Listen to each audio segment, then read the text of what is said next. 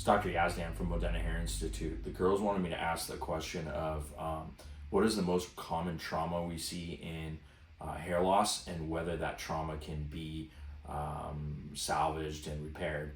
So a lot of what I see these days is women going into a hair salon, having some kind of treatment done on their scalp, and that causing major scalp damage based on whatever chemicals are being used. A lot of times you don't really know what the hair salon is doing or using. They go to a new salon, or their hairstylist gets a new product, puts it on their scalp, and their scalp burns, and 2 weeks later they're starting to lose tons of hair. So they come in and they see me. This is pretty frequent. This happens a lot more than you guys think it does.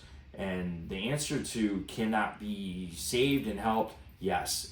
If the scalp is harmed and injured to an extent, you can do certain things to help heal the scalp and get hair to grow back.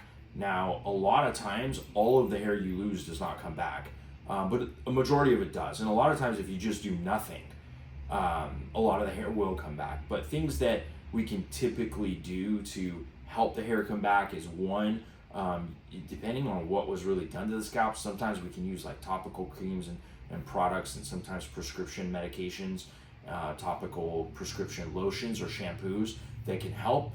Aside from that, sometimes we can do PRP treatments that can help cause more of a healing process into the scalp. So it really depends on what actually happened, what the injury was. Obviously, if it's like a fire, it's a whole different story. But the biggest one is gals going out and get their hair done and getting some kind of treatment done onto their scalp, which ends up leading to disaster in their hair. So just be careful if you guys are getting new procedures and treatments done on your hair.